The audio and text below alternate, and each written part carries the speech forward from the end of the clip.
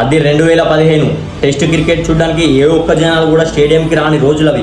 అది 2015 టెస్టుల్లో 7వ స్థానానికి టీమిండియా పడిపోయిన రోజులవి. అది 2015 టీమిండియా 25 సంవత్సరాల ఏ కెప్టెన్ కూడా ఆస్ట్రేలియాలో ఒక్క మ్యాచ్ కూడా గెలవలేకపోయిన రోజులవి. కానీ 2015 తర్వాత ఒకడు వచ్చాడు.